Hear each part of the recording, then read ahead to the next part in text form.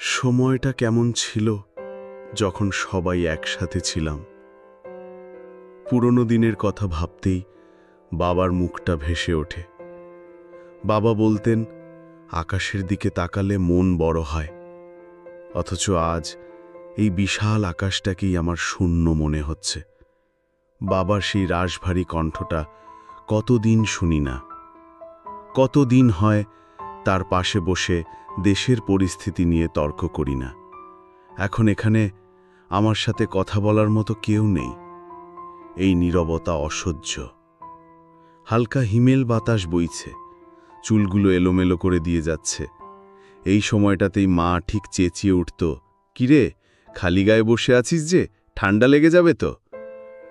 মায়ের এই বকুনিগুলো শোনার জন্য এখন মনটা ছটফট করে। কতদিন মায়ের হাতের রান্না খাই না। এখানকার দামি সুন্দর করে সাজানো খাবারগুলোর মধ্যে মায়ের হাতের ওই ডাল ভাতের স্বাদটা কি কখনো পাওয়া সম্ভব? মনে হয় মায়ের আঁচলের সেই পরিচিত গন্ধটা যেন বাতাসে ভেসে বেড়াচ্ছে। বাড়িতে থাকলে এই সময়টায় এত চুপচাপ থাকত না। ছোট বোনটা হয়তো রিমোট নিয়ে ঝগড়া শুরু করত, নয়তো পড়ার বইয়ের নিচে গল্পের বই লুকিয়ে পড়ত, আর আমি ধরে ফেলতাম। কি তুমুল ঝগড়াই না করত মেয়েটা।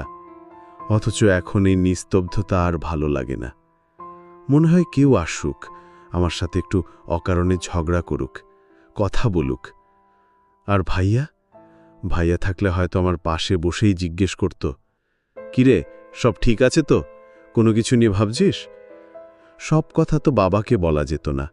ভাইয়াই ছিল আমার সবচেয়ে কাছের বন্ধু, আমার সব রহস্যের সাক্ষী।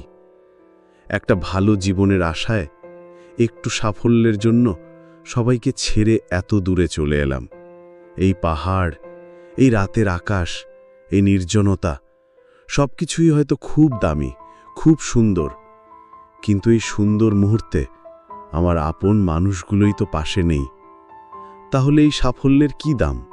এই সুন্দর জীবনের কি অর্থ? সবাইকে ছাড়া আমি এখানে একা কি করছি?